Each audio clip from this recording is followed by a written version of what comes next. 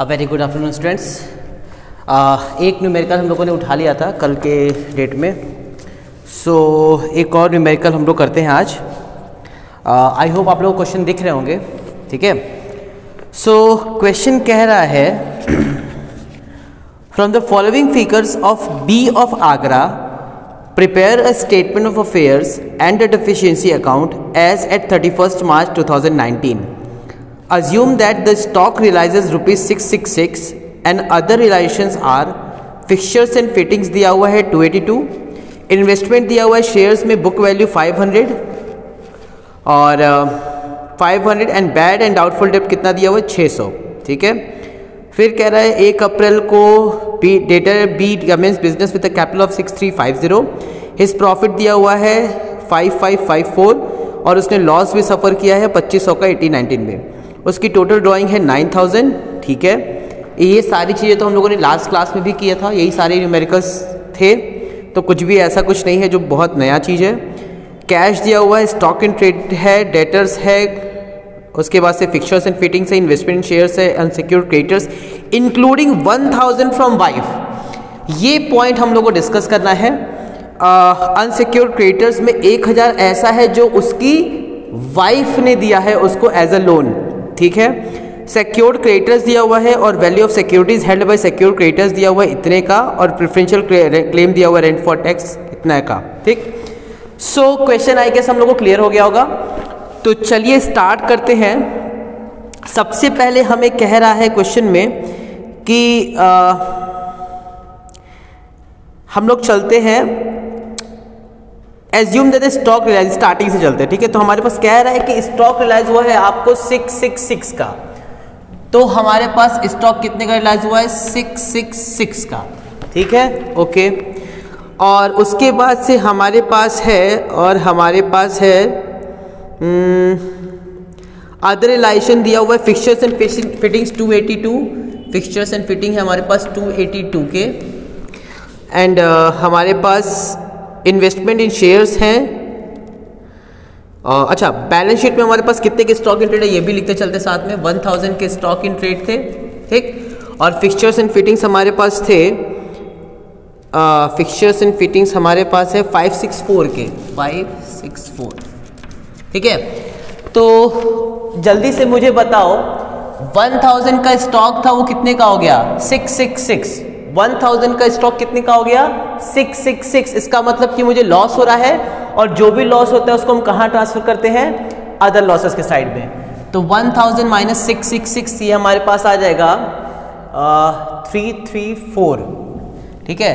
तो हमारे पास स्टॉक कितने का लॉस हो जाएगा 334 का, ठीक है। 564 का था वो 282 हो गया, तो हमें कितने का नुकसान हो गया 564 माइनस 282, 564 माइनस 282, तो हमारे पास फिक्चर्स जो हैं, इसी को फिक्चर्स लिख देते हैं, फिक्चर्स हमारे पास हो गए हैं 282 के, ठीक है। जितने का डिफरेंस उतने का लॉस। अच्छा, उसके बाद से हमें क्वेश्चन में दिया हुआ है investment in shares at the book value, तो इन्वेस्टमेंट हमारे पास कितने के हैं, बुक वैल्यू पे ही हैं और 500, ठीक है।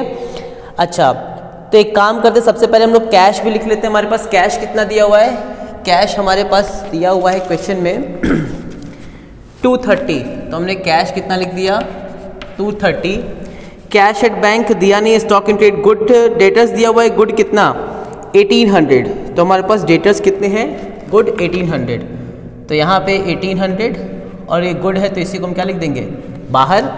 डाउटफुल हमको दिया हुआ है 1500 का, डाउटफुल कितने का दिया हुआ है 1500 का, और हमें रियलाइज कितना हुआ है, हमें बैड एंड डाउटफुल डेब्ट से रियलाइज हुआ है 600 का।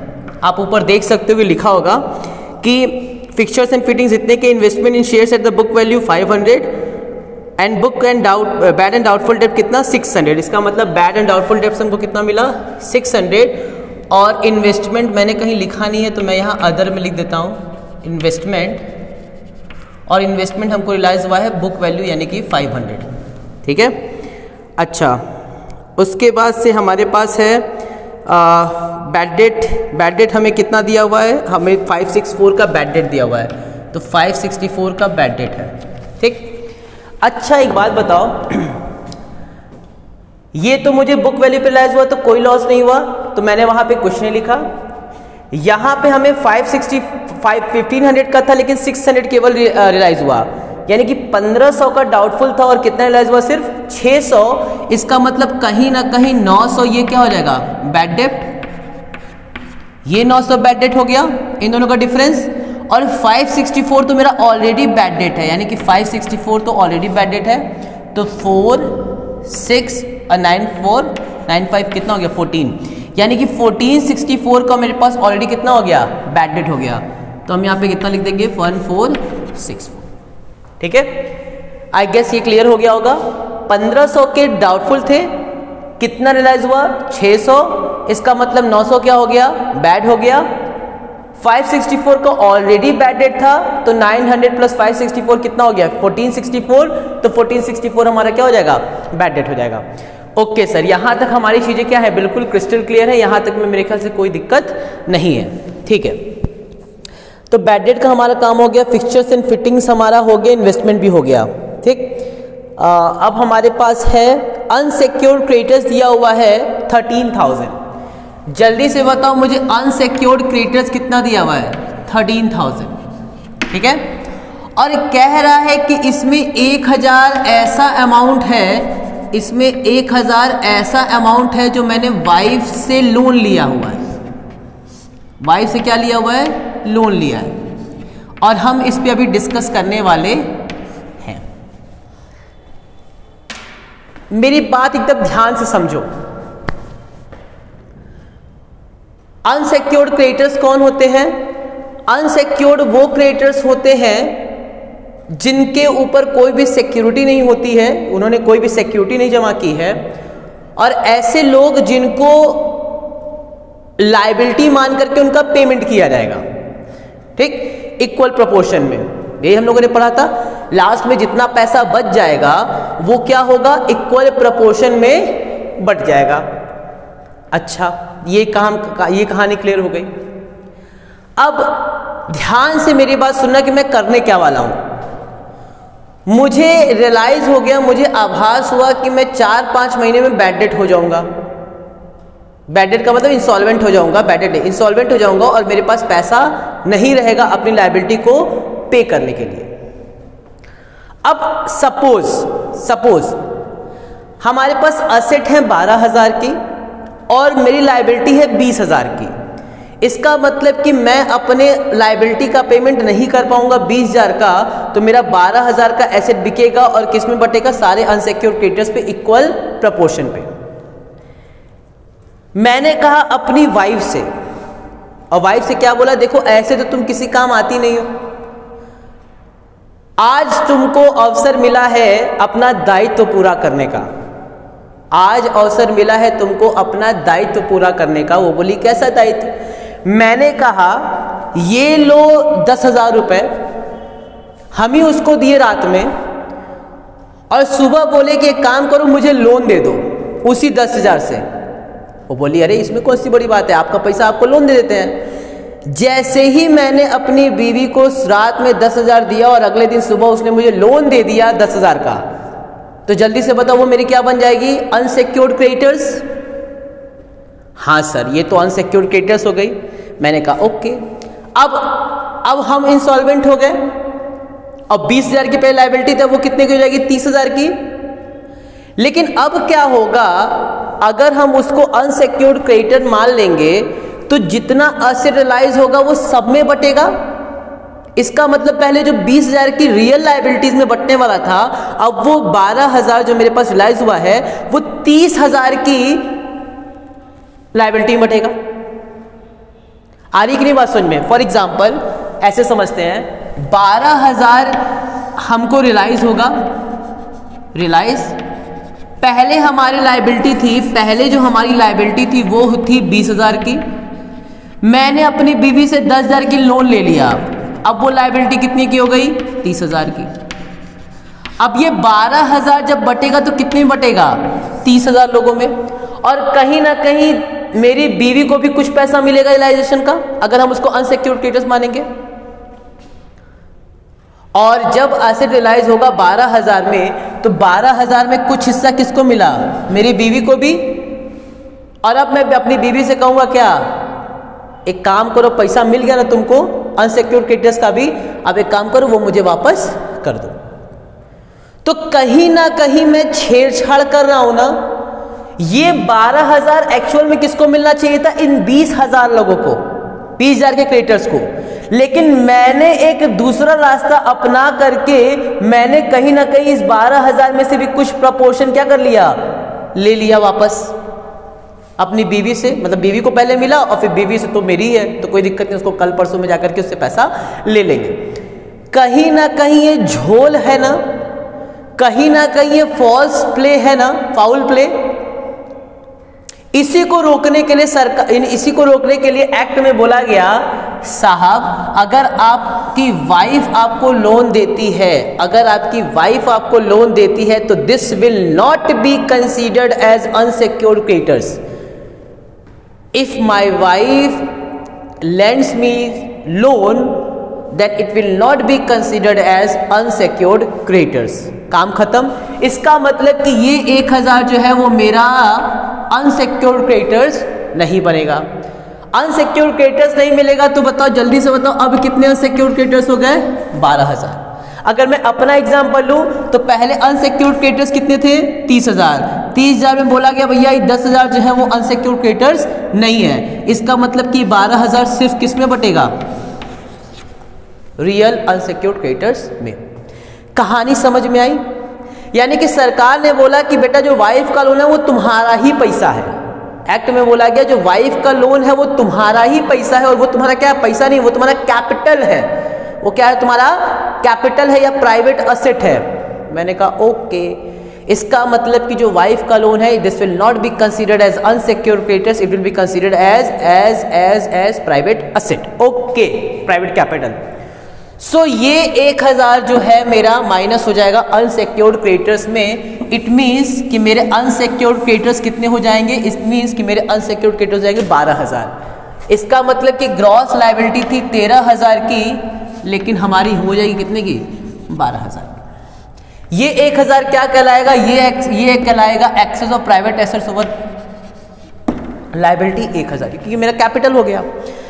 ठीक है सर, बिल्कुल क्रिस्टल क्लियर हो गया।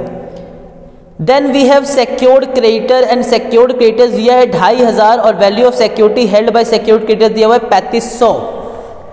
2,500 का मैंने सिक्योरिटी लिया। ओके, 2,500 का मैंने सिक्योरिटी लिया। एस्टिमेटेड वैल्यू कितनी हो गई? एस्टिमेटेड वैल्यू हो गई सर 3,500। इसका मतलब कि ये फुल्ली सिक्योर्ड है तो कुछ भी बाहर नहीं जाएगा। और 1,000 का मेरे पास क्या हो गया? सरप्लस हो गया। क्या इस क्वेश्चन में कहीं पार्टली सिक्योर्ड है? क्या इस क्वेश्चन में कहीं पार्टली सिक्योर्ड है? नहीं नहीं नहीं सर, इसमें कहीं भी कोई पार्टली सिक्योर्ड नहीं है। ओके, अगर पार्टली सिक्योर्ड नहीं है तो ये पूरा का पूरा सरप्लस चला जाएगा as per कंट्रा। Okay, as per कंट्रा। तो ये हमारे पास 1,000 का हो जाएगा कंट्रा के हिसाब से सरप्लस। क्लियर है? यस सर, बिल्कुल, ये तो क्लियर हो गया हम लोगों को, कोई समस्या नहीं है। Then we have preferential claim for rents and taxes दिया हुआ 190। तो प्रेफरेंशियल क्रेडिटर्स है हमारे पास 190 के, लेकिन मैंने बोला था कि ये दिखाते हैं हम लोग इनर कॉलम में, और ये भी एज पर कंट्रा लिखते हैं। तो ये भी एज पर कंट्रा कितना हो जाएगा? 190, और ये माइनस होगा। ठीक है? हाँ सर, अब हमारी पूरी काम खत्म। अब हमको सिर्फ और सिर्फ इसको पैकअप करना है। क्या करना है? पैकअप करना। अच्छा, स्टार्टिंग की चीज़ें बची हैं। कह रहा है कि उनके पास कैपिटल था 6,350 का, तो कैपिटल में हम डाल देंगे 6,350। और हमारे पास क्वेश्चन में कह रहा है कि उनके पास लॉस हुआ है 2,500 को और प्रॉफिट हुआ है 5,554। तो 5,554 का प्रॉफिट है, 5,554 का प्रॉफिट है। और हमारे पास लॉस कितने का हुआ है? 2,000 का। लॉस कितने का हुआ है? 2,000। बिजनेस लॉस कर देते हैं, लॉसेस। ठीक, तो लॉसेस हमारे पास हो गया 2000 का। आई गेस अब मेरे पास और कोई इन्फॉर्मेशन ऐसी नहीं है, सॉरी 2500 का है और 9000 का ड्राइंग है, तो 2500 का लॉस है, सॉरी इसको करेक्ट कर देना, 2500 का लॉस है और ड्राइंग कितने की है 9000। That's it. अब हम क्या करेंगे, इसको एक बार टोटल कर लेते हैं। तो पहले इधर का टोटल कर लेते हैं। तो हमारे पास है 4 4 8 2 10 का 0 एक गया हासिल, 7 3 10 8 18 का 8 एक गया हासिल, 6 4 10 3 13 2 15 का 5 गया हासिल, 10 2 12 1 13 13 13,580। तो यहाँ भी कितना हो जाएगा 13,580। ठीक, 13,580। ठीक है, और इसके बाद से हमारे पास और तो कुछ चीज़ें हैं नहीं। आई गेस हम लोगों ने सब कुछ जोड़ लिया। ऐसा कोई चीज़ जो हम लोग से मिस हो रहा हो?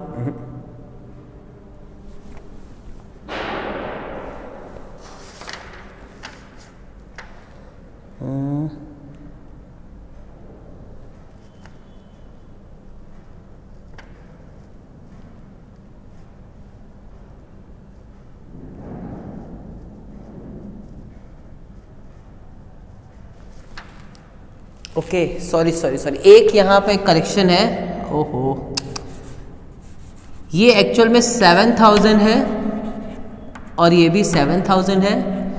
सिर्फ फिगर का कोई दिक्कत नहीं है, ये 1800 था। ठीक, और ये कितना हो गया 600 हो गया, और हमारे पास बैड डेट दिया हुआ है 1500 का। अब क्वेश्चन देख लेना, कोई दिक्कत नहीं, कंसेप्ट वही है, वो एक्चुअली अमाउंट देखने में हम लोग को लगता है कुछ गड़बड़ हुई होगी। गुड डेटर हमारे पास 7000 के थे। डाउटफुल जो था मेरा वो कितना था 1800 का था, जो कि कितने का हो गया 600 का। इसका मतलब कि मुझे लॉस कितने का हुआ है 1200 का। ठीक है, सो कोई इशू नहीं, इन दोनों का डिफरेंस पहले निकाल दो। इन दोनों का डिफरेंस आ जाएगा सर 1200 का, और ये कितने का है 1500 का। तो 12 और 15 कितना हो जाएगा 2700। इसका मतलब कि मेरा बैड डेट कितने का हो जाएगा 2700। सो कोई इशू नहीं है। एंड देन जब हम उसको ऐड करेंगे तो ऐड करने पे हमारा आएगा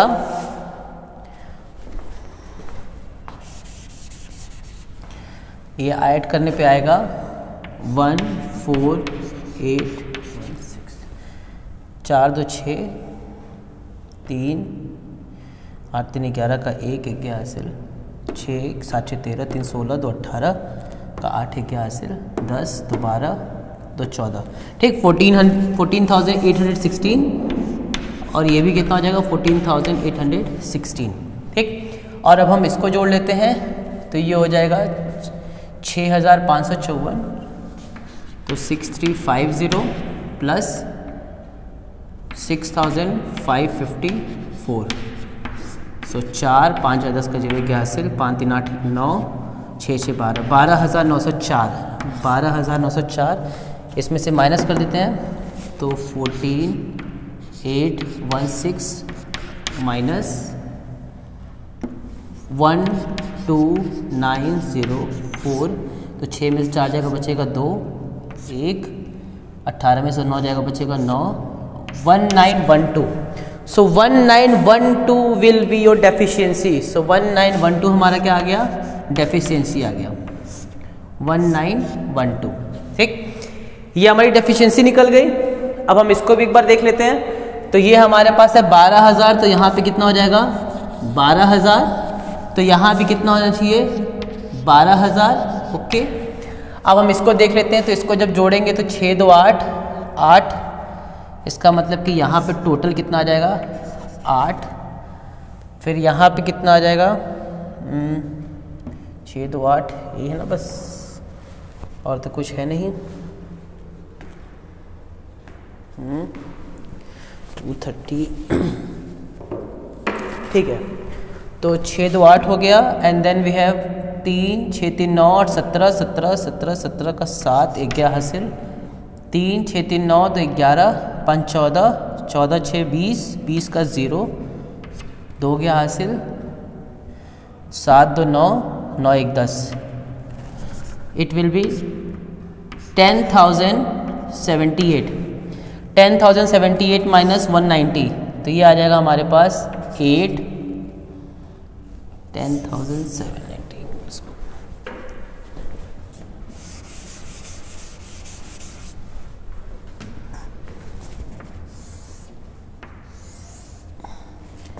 10,000 माइनस 190,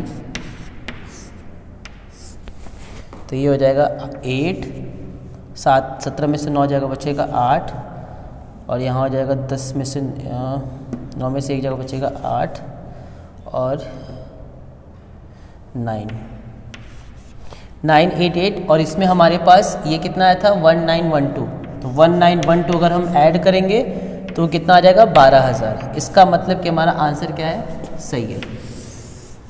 ठीक है, पहले हमने 10,078 में से 190 माइनस किया, आ गया 988 में मैंने 1912 का डेफिशिएंसी क्या कर दिया, ऐड कर दिया, तो हमारे पास आ गया कितना 12,000। ठीक है, ओके, और ये हमारी डेफिशिएंसी से क्या कर रहा है, मैच भी कर रहा है बिल्कुल। 10,000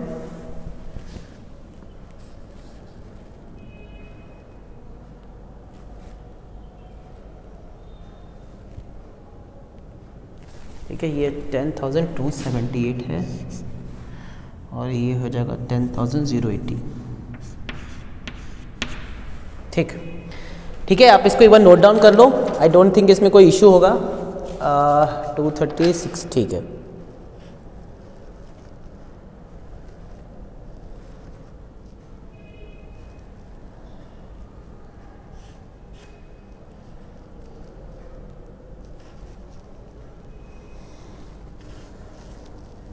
ठीक है, आप इसको एक बार नोट कर लो। ठीक, पहले हम लोगों ने एसिड क्लोराइज कर लिया, ये हमारे पास आ गया इतना, उसमें से हमने प्रेफरेंशियल क्राइटेरिया जो कंट्रा से आया था उसको माइनस कर दिया, हमारे पास आ गया इतना, और इसमें हमने 1912 ऐड कर दिया, तो आ गया मेरे पास 12,000। ये 12,000 किससे मैच करेगा, इससे। ठीक है, तो आई डोंट थिंक इसमें कोई इशू है, सिर्फ एक हमारा कैलकुलेशन मिस्टेक हो गया था कैलकुलेशन मिस्टेक नहीं, सिर्फ उसको नोट करने में इशू हो गया था। 7,000 के गुड डेटर थे तो वो भी गुड हो जाएंगे, 1800 के हमारे पास क्या थे, डाउटफुल थे, जो 600 के हो गए, तो इन दोनों का डिफरेंस आ गया था 1200, और 1500 ऑलरेडी बैड डेट थे, तो दोनों को जोड़ने में कितना आ गया 2700, और हमारे पास ये कितना हो जाएगा 2700। ठीक है, सो बहुत ही इजी न्यूमेरिकल था। ऐसे ही हम एक और क्वेश्चन उठाते हैं, आपको इसको नोट करना है तो आप इसको नोट कर लो।